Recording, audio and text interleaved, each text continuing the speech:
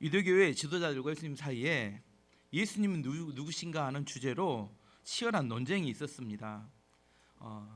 사도 요한은 그 요한복음을 통해서 예수님이 누구신가를 보여주기 위해서 요한복음의 7가지 표적을 기록하고 있습니다. 오늘 마지막 7번째 표적인데, 이 장에는 가나의 혼인잔치에서 예수님께서 물을 포도주로 만드는 그런 사건이 있었습니다. 그리고 4장에 보면 왕의 신하의 아들의 병들었던 것을 고쳐주시는 사건이 나오고, 세 번째는 5장에 보면 베데스다 연못에서 38년 된 병자를 고쳐주시는 사건이 있습니다. 그리고 6장에 보면 2가지 사건이 나오는데, 오병이어의 기적을 통해서 1만 명이 넘는 사람이 배불리 먹는 사건과 예수님께서 물 위로 걸어가신 사건이 나오고, 6번째는 지난번 설교했듯이 9장에 날 때부터 보지 못했던 맹인이 눈을 뜨게 하는 사건이 6번째 사건이었고, 오늘 7번째 죽은 나사로를 살리시는 사건입니다. 이 7가지 표적, 이것은 사람의 힘으로 할 수 없는 하나님만이 할 수 있는 하나님의 아들이기 때문에 일어나는 사건들을 통해서 예수님이 누구신가에 대해서 요한은 증언하고 있습니다. 이 7가지 사건 중에 가장 어려운 사건, 가장 최고의 기적은 죽은 나사로가 살아나는 기적입니다. 이 사건은 이 11장 이후에 벌어지는 예수 그리스도의 십자가의 죽음과 부활하시는 사건에 대한 예고편과 비슷합니다. 예수님께서는 죽은 사람도 살릴 수 있었을 뿐더러 또한 본인이 죽었을 때 하나님께서 예수님을 살려주신 사건에 대한 예시와 같은 겁니다. 나사로의 부활을 통해서 우리가 깨달을 수 있는 2가지 중요한 이야기는 뭐냐면, 죽음이 끝이 아니라는 사실이 첫 번째 이야기고, 2번째는 예수님께서는 죽은 자도 살릴 수 있는 생명의 능력을 가진 분이라는 이야기입니다. 지난 금요일 설교를 한번 듣고 오라고 이야기를 했었는데 들으셨는지 모르겠어요. 지난 금요일 새벽 설교 때 먼저 1절부터 16절까지를 이야기했습니다. 예수님께서는 나사로, 마리아, 마르다 이 3남매와 매우 친밀한 관계 속에 있었다는 겁니다. 예수님께서 주로는 갈릴리에 사역하셨지만 예루살렘 성전에서 사역하시고 난 다음에 꼭 베다니 옆에 한 3km 정도 떨어진 베다니에 있는 나사로의 집에 가서 숙소를 정하시고 거기서 자고 먹고 하셨어요. 이 3남매는 나사로, 마리아, 마르다는 예수님의 사역에 적극적인 후원자들이었습니다. 누가복음에 나오듯이 마르다는 뭐 하기 좋아했어요? 음식하기 좋아했고, 마리아는 예수님 발 앞에 앉아서 말씀을 듣는 것을 매우 좋아했습니다. 그런데 예수님께서 유대 요단강 건너편에 계셨는데 어느 날 갑자기 마리아와 마르다에게 전갈이 왔어요. 그 전갈의 내용이 이런 겁니다. 지금 앞에 12장 앞부분을 설명하는 겁니다. 주님께서 사랑하시는 자 나사로가 병들어 죽어가고 있다 이렇게 연락이 왔습니다. 예수님께서 근데 그 이야기를 들으시더니 예수님께서 답을 주셨는데, 뭐라고 답을 주셨냐면, 죽을 병이 아니다. 이 병을 통해 하나님께서 영광을 받으실 것이고 또 하나님의 아들이 영광을 받을 것이다, 이렇게 답을 주었어요. 그래서 답을 받았던 사람이 마리아와 마르다에게 가서 전달합니다. 그런데 예수님께서 뭐 하시냐면 이틀 동안 더 거기에 머무르시고 가지 않으셨어요. 그 다음에 이틀이 지나서 돌아갑니다. 요한복음 11장 6절 말씀 보면, 나사로가 병들었다함을 들으시고 그 계시던 곳에 이틀을 더 유하시고 성경에 이렇게 기록되어 있습니다. 그리고 오늘 본문에 이야기가 나옵니다. 오늘 본문에는 이틀이 지나고 난 다음에 베다니에 있는 나사로의 집에 이제 예수님께서 방문하시는 것으로 시작합니다. 17절 보면, 예수께서 와서 보시니 나사로가 무덤에 있은 지 이미 나흘이나 되었더라. 며칠 되었다고요? 어떤 요즘 청년들이 국어를 잘 못한대요. 사흘이 며칠이에요? 사흘이 3일이죠. 어떤 직장 주가 이야기했답니다. 야, 너 휴가 4일 줄 테니까 갔다 와라 했더니 4일 만에 왔대요. 근데 왜 4일 만에 했더니 4일을 안 했냐. 나흘은 4일이고 사흘은 3일입니다. 국어를 잘못하면 이렇게 됩니다. 나흘은 4일이, 사흘은 3일이고 나흘은 4일입니다. 또 이야기해 줄까요? 너는 참 고지식하다 했더니 뭐예요? 답답하다는 이야기잖아요. 제가 지식이 그렇게 높다고요? 이렇게 이야기다. 너는 참 이지적이다 이야기했더니 뭐라고요? 제가 쉬운 여자라고요? 이렇게 이야기해요. 국어를 잘 못하면 이렇게 됩니다.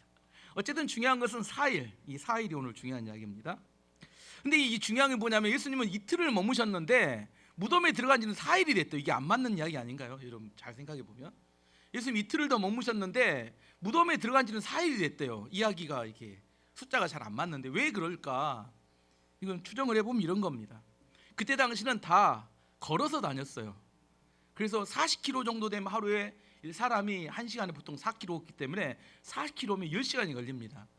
마리아와 마르다의 이렇게 메시지를 가지고 예수님께 찾아갔던 사람이 가는데 하루, 예수님이 이틀 머무시는가 하루, 그 다음에 예수님이 출발해서 돌아오는데 하루. 그래서 4일 정도, 예수님이 이틀을 더 머무셨지만 4일 정도 걸렸다. 이게 시간이 틀리는 건 아닙니다. 여기서 또 추정해 볼 수 있는 건 또 이런 겁니다. 그럼 나사로는 언제 죽었느냐? 마리다와 마르다의 메시지를 갖고 있는 사람이 출발한 이후에 얼마 되지 않아서 죽었다는 걸 추정해 볼 수 있습니다. 그래야 무덤에 4일 있을 수 있기 때문에. 어쨌든 중요한 것은, 이 추정을 통해 알 수 있는 중요한 것은 나사로가 죽은 지 4일이 되어서 무덤에 있었다는 사실입니다. 왜 이게 중요하냐면 유대인들은 그때 당시는 지금처럼 의학이 발달되지 않아서 의학이 미진한 상황이 있었기 때문에 죽은 거와 혼수 상태를 잘 구분 못했대요. 어떤 사람이 혼수 상태에 있는데 무덤에 넣어놨는데 이 살아나서 돌아오는 겁니다. 3일 이내에는 살아날 수 있다, 이런 생각을 유대인들이 하고 있었습니다.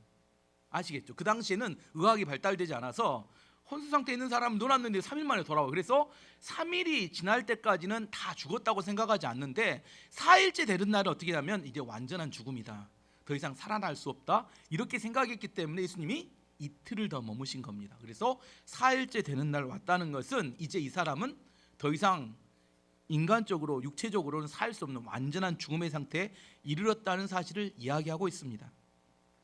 나사로, 마리아, 마르다는 꽤나 그 주변에서 유명했던 것 같아요. 나사로가 죽었다는 이야기가 들리자 많은 유대인들이 조문을 하러 왔습니다. 오늘 18절 19절 말씀 보면 베다니는 예루살렘에서 가깝기가 한 5리쯤 3km 정도 이야기한 5리쯤 되매 많은 유대인이 마르다와 마리아에게 그 오라비의 일로 위문하러 왔더니 많은 사람이 모였어요. 성경에 많은 사람이 모인 의미가 있습니다. 왜 그러냐면 만약 죽은 사람이 살아났는데 소수만 모였다면 뭐라 해요? 또 말 만든 사람들이 조작이다, 이게 거짓말이다, 이렇게 이야기하는데 이게 조작이 될 수 없을 만큼 그 당시에 많은 사람들이 조문을 하러 왔을 그때 예수님께서 나사로를 살렸다는 겁니다. 어쨌든 예수님께서 베다니 마을에 도착했을 때 마리아는 집 안에 머물고 있었고 마르다가 황급히 예수님을 맞으려고 이렇게 동구밭까지 쫓아 나옵니다.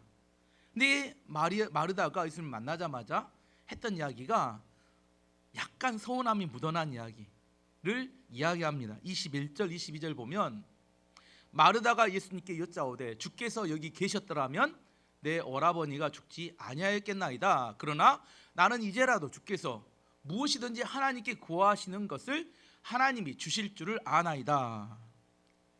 두 가지 이야기인데 예수님 여기 계셨다면 오라비가 안 죽었을 거다. 두 번째는 하나님께 뭘 구하면 하나님께서 들어주실 걸 알고 있다. 이게 무엇인가 믿음이 있는 것 같은 느낌이 들면서도 뭐 전혀 감동도 없고 이게 믿는 자들의 일상적인 상식적인 표현입니다. 설교 들을 때 이런 설교 있죠. 말씀을 인용을 합니다. 뭔가 좋은 말을 하는 것 같아요. 하지만 전혀 감동이 없고 식상한 느낌이 드는 느낌, 이게 그런 표현입니다. 하나씩 설명해 보면 이런 겁니다. 예수님께서 여기 계셨더라면 오빠가 죽지 않았을 것입니다는 이야기는 예수님을 장소에 제한을 해버리는 겁니다. 두 번째 기적이 있었던 왕의 신하의 아들을 병을 고칠 때 예수님은 가지 않으셨어요. 말씀으로만 고치셨습니다.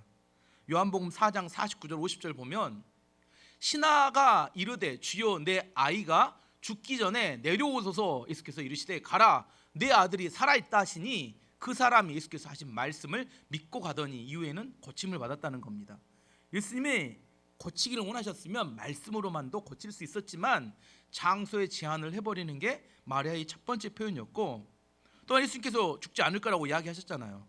하나님 영광을 위한 거라고 이야기했지만 그 이야기는 전혀 생각하지 않습니다. 두 번째, 이제라도 무엇이든지 하나님께 구하는 것은 하나님께서 주실 줄을 아나이다, 이렇게 이야기했어요. 하나님께서 지금이라도 기도하면 주실 거라고 저도 알고 있습니다. 이런 표현이에요. 뭐가 빠졌을까요? 예수님이 없습니다. 예수님은 하나님이신데 예수님의 능력으로 안 될 것 같으니까 이제 하나님의 이름을 들어서 하나님께 구하면 들어주실 겁니다. 이런 표현입니다. 겉으로는 하나님이 기도를 들어줄 거라는 표현이지만 내부적으로는 뭔 말이냐면 예수님을 디스하는 거예요. 예수님의 능력으로는 안 될 것 같고 하나님께 기도하면 들어주실 것을 저도 알고 있습니다. 이런 이야기입니다. 종합해 보면 이런 겁니다. 오빠가 안타깝게 죽었지만 너무 부담 갖지 마세요, 예수님. 저도 슬프지만 이미 포기했습니다. 죽음의 세력이 이미 그의 마음을 사로잡아버렸습니다. 그래서 예수님께서 마르다에게 이렇게 선포하십니다. 23절 보면 예수께서 이르시되 내 오라비가 다시 살아나리라. 이게 감동적인 표현입니다. 예수님이 분명하게 이야기하십니다. 내 오라비가 다시 살아나리라. 구구절절하게 교리적이고 신학적인 이야기를 해봤자 그 이야기는 전혀 감동이 오지 않습니다. 예수님이 이렇게 말씀하시면 어떻게 해야 돼요? 내 오라비가 살아나리라 하면 어떻게 해야 돼요? 아멘, 믿습니다. 이성적으로 논리적으로는 받아들여지지 않지만 믿습니다 라고 반응을 해야 되는데 또 예수님의 말씀에 마르다가 뭘 달아요? 해석을 하고 토를 답니다. 24절 보면 마르다가 또 해석을 합니다. 마르다가 이르되 마지막 날 부활할 때에는 다시 살아날 줄을 내가 아나이다. 이렇게 하게 뭔가 또 맞는 이야기 같아요. 맞죠? 부활할 때 마지막 때 모든 사람이 살아날 때 누구도 살아나요? 오빠도 살아날 것을 아나이다. 이렇게 하게요. 지식적으로는 알고 있다는 겁니다. 마지막 부활할 때 그런 것이 있을 것에 대해서 나도 알고 있다는 이야기예요. 해석을 할 이야기가 아니라 받아들여야 되는데 사람들은 예수님의 말씀을 듣고 자기 나름대로 해석해서 그냥 그것을 흘려버립니다. 왜? 부담스러우니까. 지금 이걸 믿나이다 하면 뭐 해야 돼요? 복잡해집니다. 상황이. 뭘 받아들이고 내가 변화해야 돼요. 하지만 먼 미래 마지막 부활할 때로 시간을 쭉 밀어버리면 내가 지금 아무것도 안 해도 괜찮아요. 믿음이 있는 것처럼 보여지고 괜찮은 말처럼 표현이 될 뿐입니다. 불교가 이런 말을 많이 쓰죠. 억겁이라는 이야기를 쓰죠. 불교는 문제가 해결 안 되면 어떻게 해버리냐면 멀리 시간으로 밀어버립니다. 억겁이라는 아주 오랜 시간 뒤에 윤회하면 인간의 문제가 해결된다 이런 식으로 시간을 밀어버려요. 마찬가지입니다. 기독교도 우리의 믿음을 타협하는 방법을 뭘 쓰냐면 부활할 때 이렇게 밀어버려요. 지금 내가 아무것도 안 해도 됩니다. 그게 괜찮은 믿음 같아요. 표현으로 보면. 하지만 불신앙입니다. 이게. 오늘도 말씀을 듣고 은혜를 받으세요. 돌아가는 차에서 뭐 해버려요? 해석해버립니다. 예수님이 해석하라고 말하는 이야기가 아니라 믿음으로 받아들이려고 말씀하고 선포하는 겁니다. 예수님께서 이 이야기를 듣고 나서 이제 핵심의 이 모든 오늘 본문의 가장 중요한 핵심의 복음을 선포하는데 그게 25절, 26절 말씀입니다. 예수께서 이르시되 나는 부활이요 생명이니 나를 믿는 자는 죽어도 살겠고 무릇 살아서 나를 믿는 자는 영원히 죽지 아니하리니 이것을 내가 믿느냐. 예수님께서 자기 안에는 생명이 있고 부활의 능력을 가지고 계시기 때문에 자기와 함께하는 사람은 영원히 죽지 않고 살게 될 것이라고 말씀하시면서 내가 이걸 믿는지를 도전하십니다. 이야기를 꼭 신천지 이만희 교주가 자기는 죽지 않고 계속 산다 이렇게 인용하는 것은 인용하는 건 잘못입니다. 우리는 육신의 생명을 갖고 있어요. 하지만 다 죽습니다. 이거 안 죽는 사람 없어요. 육신의 생명은 죽습니다. 죽고 난 다음에 믿는 자는 천국에서 살게 되고 불신자는 지옥에 살게 됩니다. 예수 생명을 갖고 있는 사람이 이 땅에 육신의 생명을 갖고 살아요. 하지만 죽고 난 다음에 천국에서 영의 생명을 가지고 계속 살아갑니다. 그러면 죽음이란 어떤 역할이냐? 죽음이란 꼭 매듭과 같은 겁니다. 육신의 생명에서 영의 생명으로 바뀌는 매듭 같은 거지 이게 끝이 아니라는 겁니다. 중요한 이야기는 뭐냐면 그러면 어떤 사람이 천국에 가느냐? 어떤 사람이 천국에 가요? 예수님이 물어본 이야기가 똑같습니다. 부활의 생명 대신 예수 그리스도를 붙들고 있는 사람이 천국에 갑니다. 안타까운 이야기지만 교회 다닌다고 다 천국 가는 거 아닌 거 아시죠? 니고데모에게 예수님이 요한복음 3장에 이야기하죠. 그 사람은 바리새인이었고 유대인의 율법 선생이었습니다. 근데 말합니다. 네가 물과 성령으로 거듭나지 않으면 하나님 나라에 들어갈 수 없다, 이렇게 말씀하세요. 교회를 열심히 다니고 11조하고 집사식분이 있다고 천국에 가는 거 아닙니다. 마태복음 7장 21절 23절에서 이렇게 이야기합니다. 나더러 주여 주여 하는 자마다 다 천국에 갈 것이 아니요 다만 하늘에 계신 내 아버지의 뜻대로 행하는 자라야 들어가리라. 그날에 많은 사람이 나더러 이르되 주여 주여 우리가 주의 이름으로 선지자 노릇을 하며 주의 이름으로 귀신을 쫓아내며 주의 이름으로 많은 권능을 행하지 아니하였나이까 하리니 그때 내가 그들에게 밝혀 말하되 내가 너희를 도무지 알지 못하니 불법을 행하는 자들아 내게서 떠나가라 하리라. 무서운 이야기입니다. 주여 주여 한다고, 선지자 노릇한다고, 귀신 쫓아내고 많은 권능을 행한다고 천국에 가는 게 아니라고 이야기합니다. 뭐라고 이야기해요? 어떤 사람이 천국 가요? 아까 본문에, 아까 7장에, 마태복음 7장에 하나님의 뜻대로 행하는 자라야 천국에 간다고 이야기를 하세요. 왜? 진짜 믿음이 있으면 행함이 따라오게 됩니다. 행함이 없다는 것은 진짜 믿음이 없다는 이야기예요. 행함이 없는데 진짜 믿음이 있다고 이야기하는 것은 앞뒤가 맞지 않습니다. 그 사람의 삶이 믿음이 있는지 없는지를 증언합니다. 어떤 신학자가, 선교신학자가 분석하기를 교회 안에는 3분의 1 정도의 구원받지 못하는 불신자가 있다. 그래서 교회 밖에 있는 사람들에게 선교하기 전에 교회 안에 있는 불신자들에게 선교하는 것이 첫 번째 전도다, 이렇게 이야기를 했습니다. 오늘 예수님이 물어보는 질문에 대해서 다시 한번 25절 26절을 한번 읽어보겠습니다. 다시 예수께서 이르시되 나는 부활이요 생명이니 나를 믿는 자는 죽어도 살겠고 무릇 살아서 나를 믿는 자는 영원히 죽지 아니하리니 이것을 내가 믿느냐? 분명히 물어보세요. 예수님이 물어본 이야기입니다. 다른 이야기가 아니라. 이 예수님의 말씀의 선포 앞에 마르다가 즉각적으로 반응합니다. 27절 말씀 보면 이르되 주여 그러하여다 주는 그리스도시요 세상에 오시는 하나님의 아들이신 줄을 내가 뭐라고요? 표현이 달라졌습니다. 내가 안다 하더니 이제는 표현이 달라졌습니다. 내가 믿나이다, 이렇게 바뀌었습니다. 예수님의 말씀 앞에 뭐 한 거예요? 그의 마음을 열고 동의하고 받아들이고 믿음으로, 이성적인 반응이 아니라 믿음의 반응으로 그가 태도를 바꿨습니다. 이제 마르다가 자기 여동생 또 마리아를 불러서 예수님께 데려왔어요. 예수님 앞에 온 마리아가 엎드려서 슬피 울었습니다. 32절 33절 보면 마리아가 예수 계신 곳에 가서 배웠고 그 발 앞에 엎드려 이르되 주께서 여기 계셨더라면 내 오라버니가 죽지 아니하였겠나 하더라. 예수께서 그가 우는 것과 또 함께 온 유대인들이 우는 것을 보시고 심령에 비통히 여기시고 불쌍히 여기사. 예수께서 울고 있는 그들의 모습을 보시면서 너무 마음이 아파서 예수님도 또 함께 우셨어요. 35절 보면 예수께서 눈물을 흘리시더라. 이상하지 않습니까? 방금 전까지 막 부활과 생명에 대해서 막 씩씩하게 갑자기 외치던 예수님이 울고 있는 사람들 보시면서 또 같이 또 비통한 마음으로 우셨습니다. 신앙생활을 책상에서만 하는 사람은 절대로 공감 이해가 안 되는 이야기입니다. 방금 전까지도 복음을 선포하고 막 난리치던 분이, 부활고 생명이던 분이 갑자기 또 우는 사람들과 함께 우셨습니다. 어떤 분들이 장례식장에서 예수님 믿는 사람이 장례식 돌아가셨어요. 천국 가셨는데 왜 슬퍼하나 또 이렇게 물어본 사람이 있어요. 슬퍼하는 사람은 믿음 없는 사람이다, 이렇게 이야기해버리면 곤란합니다. 항상 기뻐해라, 적용할 자리에 적용해야 되는데 장례식장 가서 그렇게 이야기하면 하나님은 인간의 감정을 무시하고 죄악시하는 것, 이것을 하나님 좋아하지 않으세요. 인간의 죽음, 믿는 사람이어도 잠시 우리가 단절된 시간, 교제할 수 없는 시간이 있기 때문에 슬퍼하고 아파할 수 있습니다.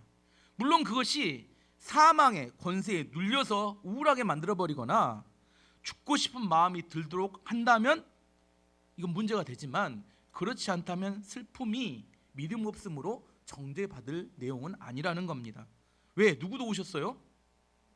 예수님도 오셨는데 본인이 예수님보다 더 예수님다운 모습을 하려고 하면 곤란합니다. 예수님도 오셨다니까요. 왜? 마음이 아프셔서. 슬픔이 있는 사람은 어떻게 해줘야 돼요? 같이 울어주는 겁니다. 어떤 사람이 힘든 일로 고통당해서 울고 있습니다. 그럴 때 어떻게 하는 게 가장 큰 위로가 돼요? 같이 울어주는 겁니다. 어떤 사람은 네가 예전에 어떤 죄 지어서 이런 일이 발생했고 그때 네가 이렇게 했어야 되는데 네가 실수했고 이렇게 줄줄줄줄이 이야기하면 어떻게 돼요? 도와준다고 정죄하는 겁니다. 슬픔에 잠겨서 비를 맞고 가는 사람들에게 위로해주는 방법은 우산을 씌워주는 것도 있지만 무엇도 있어요? 같이 비를 맞아주는 것도 큰 위로가 될 수 있어요.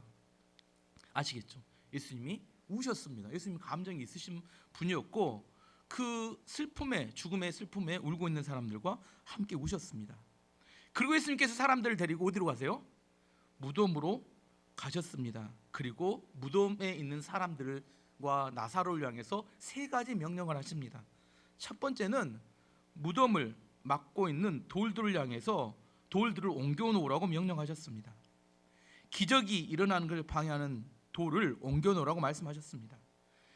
돌을 옮겨 놓으라고 말했는데 또 말이 마르다가 다시 한번 또 예수님께 반대를 합니다. 39절 말씀 보면 예수께서 이르시되 돌을 옮겨 놓으라 하시니 그 죽은 자의 누이 마르다가 이르되 주여 죽은 지가 나흘이나 되었음에 벌써 냄새가 나나이다. 무슨 말이에요? 주님 이미 죽었습니다. 끝났습니다. 더 이상 돌을 옮겨 놓는 것은 반대합니다. 저는 죽었다고 인정합니다. 더 이상 하지 않았으면 좋겠습니다를 이야기하는 게 이미 냄새가 나서 죽은 지 사흘이 돼서 냄새가 납니다. 이렇게 이야기합니다. 예수님께 또 마르다 믿음을 위해서 다시 한번 권면해 주십니다. 40절 말씀 보면 예수께서 이르시되 내 말이 내가 믿으면 하나님의 영광을 보리라 하지 아니하였느냐 하시니 뭐라고요? 내가 믿으면 하나님의 영광을 볼 거라고 이야기하지 않았느냐? 왜 믿지 못하고 불신 가운데 머물러 있느냐? 이렇게 말씀하시는 겁니다. 마르다의 지금 믿음의 변화를 보면 예수님 말씀을 들으면 또 믿음이 좋아져요. 또 시간이 지나면 어떻게 돼요? 또 원래로 돌아옵니다. 예수님 말씀을 들으면 또 이렇게 믿음이 좋아져요. 또 시간이 지나면 원래로 돌아와요. 왜? 믿음의 기초가 이성, 합리성, 논리, 경험에 의존해서 믿음 생활을 하기 때문입니다. 예수님의 말씀과 현실이 충돌을 합니다. 지금 그러죠? 예수님은 돌을 옮겨 놓으라 했는데 시체에서 냄새가 나요. 이게 충돌해요. 뭘 따라가야 돼요? 뭘 따라가야 돼요? 여러분 뭘 따라가십니까? 뭘 따라가야 돼요? 뭐 정답을 이야기할 수 있겠지만 여러분 뭘 따라가십니까? 말씀을 따라가십니까? 냄새나는 냄새를 따라가십니까? 예수님이 우리에게 오늘 또 동일하게 이야기하십니다. 무덤을 막고 있는 돌들을 옮겨 놓으라. 돌들을 옮겨 놓으라 이야기하세요. 나를 신뢰하고 돌들을 옮겨 놓으라. 기적을 위한 준비를 하여라. 사람들의 눈치를 보지 말아라. 시체에서 냄새 난다고 포기하면 안 된다. 이렇게 말씀하신다는 겁니다. 어떤 돌들이 있을까 생각을 해봤는데 우리가 가지고 있는 영적인 무지함, 하나님의 능력에 대해 잘 모르니까 우리 안에 있는 탐욕, 우리 안에 있는 마음의 상처, 아니면 불신앙 등등등이 돌을 옮겨 놓는 기적에 방해가 됩니다. 다들 뭐라고 이야기해요? 냄새가 납니다. 주님, 주님 안 돼요. 이제 끝났습니다. 이렇게 이야기하기를 원한다는 겁니다. 예수님께서 이렇게 명령하시자 이제 사람들이 무덤 앞에 있는 돌을 옮겨 놓았습니다. 그래서 예수님께 큰 소리로 외치셨어요. 이 나사로에 나오라고. 43절 말씀 보면 안 나옵니까? 43절에 보면 이 말씀을 하시고 큰 소리로 나사로야 나오라 부르시니, 어떤 목사님이 이렇게 설교하시더라고요. 나사로 이름을 안 붙였으면 그 동네 모든 시체들이 강씨처럼 돈이 이렇게 나와서 콩콩콩 돌아다녔을 거다. 난리가 났을 거다. 다행히 누구 이름을 불러서 나사로야 나오라. 우리도 명령을 해야 합니다. 두 번째는 내 죽은 영혼을 향해서 민규야 나오라 큰 소리로 명령을 해야 합니다. 우리 사업체, 힘들고 어려운 사업체를 위해서 일어나라고 명령을 해야 합니다. 깨어진 가정, 우리 가정을 향해서 하나 되도록 명령을 해야 합니다. 우리 교회를 향해서 민족과 열방교회와 부흥할지어다고 명령을 해야 합니다. 죽음의 세력에 움츠려들면 입이 떨어지지 않아요. 왜 기도가 안 돼요? 내 안에 믿음이 없으니까. 움츠려들어요. 죽음의 세력이 냄새나는 냄새에 내 코가 막히고 뇌가 정지해버립니다. 여러분 아침에 일어나시면 여러분의 믿음의 선포를 하셔야 합니다. 여러분의 가정을 위해서, 사업체를 위해서, 교회를 위해서 믿음의 선포를 하셔야 돼요. 예수님께서 나사로야 나오라고 큰 소리로 부르시니까 누가 나와요? 나사로가 콩콩콩 나왔습니다. 근데 콩콩콩 나왔는데 왜 콩콩콩 나오냐면 수위가 이렇게 다 둘러싸고 있으니까, 이게 수위가 덮고 있어요. 예수님이 세 번째 마지막 명령하십니다.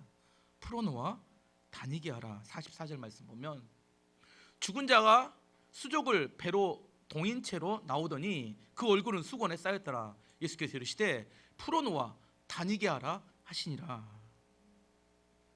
교회 다니면서 간신히 생명을 살았어요.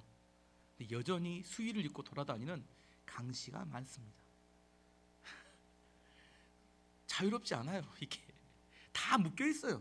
뭔가 똘똘똘 묶여가지고 생명은 간신히 살았는데 살아가는 모습 보면 다 묶인 채로 아무것도 할 수 없는 채 꼭 강씨같이 죽어서 이렇게 돌아다니고 있어요. 이렇게 죽어서 살아서 돌아다니긴 한데 수의를 입고 돌아다닙니다. 예수님 이야기하십니다. 풀어놓아 다니게 하라. 예수의 생명으로 거듭난 이후에 성령의 능력으로 우리는 자유케 되어야 합니다. 로마서 8장 1절 2절이 이렇게 말합니다. 그러므로 이제 그리스도 예수 안에 있는 자에게는 결코 정죄함이 없나니 이는 그리스도 예수 안에 있는 생명의 성령의 법이 죄와 사망의 법에서 너를 해방하였습니다. 요한복음 8장 32절에는 진리를 알지니 진리가 너희를 자유롭게 하리라. 고린도후서 3장 17절에는 주인 영이시니 주의 영이 계신 곳에는 자유가 있느니라. 자유가 있느니라. 예. 생명의 능력으로 거듭난 이후에 우리 안에 있어야 될 다음에 나타날 성령의 역사하심은 우리를 자유롭게 하고 해방하는 겁니다. 마르다를 보면 아시죠? 조금 믿음이 생겼다가 다시 원래로 돌아갑니다. 불신앙의 상태로 금방 돌아가 버려요. 죽음의 세력이 그를 사로잡아 버립니다. 우리를 묶고 있는 질병, 우리를 묶고 있는 경제적 어려움, 우리를 묶고 있는 관계의 어려움, 우리를 묶고 있는 내적인 상처와 거절감, 우리를 묶고 있는 악한 영들, 우리를 묶고 있던 죄악들로부터 십자가의 능력 아래, 성령의 능력 아래 자유케 되는 것을 말합니다. 풀어놓아 다니게 하라. 나는 뭐에 묶여 있는지 한번 돌아보시기를 원합니다. 예수 그리스도 안에서 생명을 얻을 뿐더러 그 얻고 난 다음에는 자유케 되는, 우리 삶의 구체적인 삶의 내용 안에서 자유케 되는 역사가 나타나야 합니다. 우리의 인생은 끊임없이 죽음의 세력과 싸움입니다. 마귀는 계속해서 우리에게 죽음으로 유혹해서 자기의 종을 삼으려고 합니다. 심지어 믿는 자들에게조차도. 예수님이 그것 때문에 오셨어요. 히브리서 2장 14절 15절이 말합니다. 자녀들아 혈과 육에 속하였음에 그도 또한 같은 모양으로 혈과 육을 함께 지니심은 죽음을 통하여 죽음의 세력을 잡은 자 곧 마귀를 멸하시고 또 죽기를 무서워함으로 한평생 매어 종노릇하는 모든 자들을 놓아주려 하심이니. 예수님 이 땅에 오신 목적에 대해 분명히 이야기합니다. 죽음이 두려워서, 그러시죠? 죽음이 두려워서, 혹시 죽을까 몰라서 마귀의 종노릇하는 자들을 자유롭게 만들기 위해서 이 땅에 오셨다고 이야기하십니다. 스위스의 정신과 의사이자 유명한 저술가였던 폴 투르니의 자기 개인 간증집에 듣는 귀라는 이렇게 간증집이 있는데 이런 이야기를 그가 실제 자기 체험입니다. 자기가 자기 아내와 함께 그 해외 여행 갔는데 그리스로 여행을 갔어요. 근데 갑자기 아내가 심장마비로 죽게 되었다고 합니다. 아내하고 본인은 굉장히 신앙이 좋은 사람이었는데 아내가 숨을 거두기 전에 평화로운 미소를 띠면서 자신을 바라보면서 이렇게 이야기했답니다. 여보, 나 오늘 천국에 가게 되면 먼저 가 계신 시부모님을 만나 정말 즐거울 거예요. 이렇게 이야기했다는 거예요. 이 투르네 박사는 너무나 감동이 됐다는 겁니다. 마치 죽음을 기차를 타고 자기 제네바에 있는 자기 집으로 가는 것처럼, 그리고 가족들을 만나 너무 좋을 것 같다는 그 태어난 모습으로 죽음을 받아들이는 아내를 보면서 부활이요 생명이신 예수님을 새롭게 체험했다, 그렇게 말합니다. 자기는 이렇게 고백합니다. 나는 육체적으로만 아내와 결혼했던 게 아니라 아내의 소망과 믿음 속에서 한 몸이 되었던 것을 경험하게 되었다, 그렇게 고백합니다. 이게 부활을 믿는 성도들의 죽음을 대하는 태도입니다. 죽음은 공포가 아닙니다. 죽음은 두려움도 아닙니다.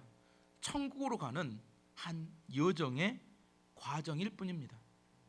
과연 우리가 부활이고 생명이신 예수 그리스도를 믿는다면 어떻게 죽음을 받아들일 것인가에 대한 이야기를 하고 있는 겁니다.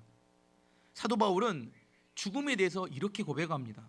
고린도전서 15장 31절 말씀에 형제들아 내가 그리스도 예수 우리 주 안에서 가진 바 너희에 대한 나의 자랑을 두고 단언하노니 나는 날마다 죽노라. 뭐라고요? 날마다 죽노라. 이게 고린도서 15장은 부활장인데 사도 바울이 이렇게 이야기했어요. 나는 날마다 죽노라 이렇게 이야기합니다. 우리 인생의 삶을 보면 이런 거 있습니다. 편안하게 살아가는 삶, 죽음의 삶, 편안한 삶, 죽은 삶, 또 마지막이 뭐냐면 죽는 것보다 더 힘든 삶. 혹시 아세요? 죽는 게 더 낫겠다 이렇게 생각 여러분 잘 안 드실 것 같은데 어떤 사람은 이게 죽는 것이 사는 것보다 낫겠다 해서 자살하는 사람들 그래서 죽는 겁니다. 사는 것보다 죽는 것보다 사는 게 더 고달플 것 같은 그런 느낌이 들 때 차라리 죽는 게 좋겠다 이렇게 생각하는 사람이 자살하게 되는데 우리 삶에 평안하게 사는 삶도 있고 죽는 것도 있지만 죽는 것보다 더 힘든 삶이 있어요. 사도 바울은 그가 평생 복음을 전하러 다니면서 수없이 많은 고난과 어려움을 겪었습니다. 그때 어떻게 사도 바울이 죽음보다 더 힘든 그 고달픈 고난과 어려움을 이겨낼 수 있었는지에 대해서 이야기하는 겁니다. 뭐라고요? 나는 날마다 죽는데요. 이 말이 좀 이상하지 않아요? 오늘 죽으면 내일이 없는데, 오늘 죽으면 내일이 없잖아요. 근데 날마다 죽어요. 이건 무슨 말이에요? 오늘 죽었는데 내일 살아있다는 것은 무슨 말이에요? 오늘 다시 부활했다는 이야기입니다. 나는 날마다 죽노라 이 이야기는 나는 날마다 죽었지만 예수의 부활과 생명으로 날마다 다시 부활했노라의 다른 표현입니다. 나는 날마다 죽었어요. 예수님의 부활과 생명으로 또 살아납니다. 그리고 다음 날 또 죽어요. 또 살아납니다. 나는 또 죽어요. 또 살아납니다. 이게 매일처럼 반복되는 게 사도 바울의 삶이었다고 이야기합니다. 이것을 구체적으로 사도 바울이 이렇게 표현하는데 고린도후서 4장 8절에 11절까지 새 번역으로 이렇게 이야기합니다. 우리는 사방으로 죄어들어도 움츠러들지 않으며 답답한 일을 당해도 낙심하지 않으며 박해를 당해도 버림받지 않으며 거꾸러뜨림을 당해도 망하지 않습니다. 우리는 언제나 예수의 죽임 당하심을 우리 몸에 짊어지고 다닙니다. 그것은 예수의 생명도 또한 우리 몸에 나타나게 하기 위함입니다. 우리는 살아있으나 예수로 말미암아 늘 몸을 죽음에 내어 맡깁니다. 그것은 예수의 생명도 또한 우리의 죽을 육신에 나타나게 하기 위함입니다. 우리의 육신의 몸이 죽음 가운데 이렇게 맡겨진 이유는 예수의 생명이 내 삶 가운데 나타나게 하기 위함이다 이렇게 이야기합니다. 이 이야기를 정리해 보면 이런 겁니다. 예수님은 부활이고 생명이다. 이게 언제만 쓰인다고요? 아까 마르다의 고백은 부활할 때 예수님께서 마지막 우리를 부활시킬 때 그때 우리가 살아날 겁니다 이렇게 고백하는 것은 뭐라고요? 이게 아니라 날마다 죽고 날마다 살아나는 예수의 부활과 생명의 능력은 매일처럼 경험되어지는 우리의 삶에서 매일처럼 경험되어지는 그런 경험이라고 이야기하는 겁니다. 매일처럼 우리의 삶에서 부활과 생명이 경험되기 위해서는 그 예수 그리스도를 믿어야 합니다. 죽음의 세력은 마귀는 죽음의 세력으로 계속 우리를 덮칩니다. 불신앙 가운데 죽음에 사로잡혀 살아가게 만듭니다. 하지만 오늘도 예수님이 우리에게 물어봅니다. 내가 부활이고 생명이니 살아있는 자는 계속 살지만 죽은 자도 다시 살아날 것을 내가 믿느냐고 물어보시는 겁니다. 예수 그리스도의 부활과 생명을 붙들고 살아가는 사람, 그 사람만이 자기 몸의 죽음을 통하여 예수의 생명의 부활의 능력이 나타나게 됩니다. 우리는 죽음이 두렵지 않습니다. 왜요? 죽어도 괜찮아요. 천국 가니까. 아닌가요? 그렇지 않다면 믿는 게 아닙니다. 교회 다니는 게 아니에요. 죽음 하나 이기진보다는 예수 그리스도를 믿느니 차라리 안 믿는 게 낫습니다. 우리 안에서 죽음을 이기신 예수 그리스도이기 때문에 우리가 그에게 우리의 삶과 우리의 생명을 의탁하고 믿고 살아갈 수 있게 되는 겁니다. 죽어도 괜찮습니다. 아까 이야기했죠. 죽음은 잠시 매듭일 뿐입니다. 우리가 예수 그리스도를 믿는다는 거, 이렇게 예수 그리스도의 부활과 생명을 믿는 사람, 그 사람이 어디 간다고요? 마지막에 천국에 갑니다. 주여주한다고 다 가는 게 아니라고 성경은 분명히 이야기합니다. 너무 심각한 이야기를 했는데 예, 별것 아닙니다. 뭐 죽는 것도 별것 아닌데 뭐 사는 것이 뭐 별것 있겠습니까? 그런 마음으로 사는 겁니다. 여러분 어렵습니까? 요즘 뭐 경제가 어렵고 누가 막 서울에 많이 죽었다고 해서 뭐가 심각한 것 같은데 별것 아닙니다. 예수님 믿고 의지하고 사시면 됩니다. 살면 사는 거고 죽으면 죽는 거지. 그 뭐 얼마나 큰 일이다고 뭐 호들갑을 떨고 난리를 칩니까? 경제적으로 어렵습니까? 하나님이 도와주시면 얼마든지 일어날 수 있습니다. 죽은 나사로도 살려줬던 예수 그리스도를 붙드는 믿음이 있다면 그 생명의 부활의 능력으로 오늘 또 우리는 어떤 환경에서도 이겨낼 수 있습니다. 죽음을 이겨낼 때만이 이야기하는 예수님의 이야기, 항상 기뻐하라, 쉬지 말고 기도하라, 범사에 감사하라, 이는 그리스도 예수 안에서 너를 향하신 하나님의 뜻이라고 말씀하신 예수 그리스도 안에서 그리스도의 삶을 온전히 살아갈 수 있습니다. 오늘 또 이 말씀을 붙들고 한 주간 승리하여서 좀 정말 하나님 앞에 넉넉히 여유롭게 감사하며 기뻐하는 한 주가 되기를 축원합니다.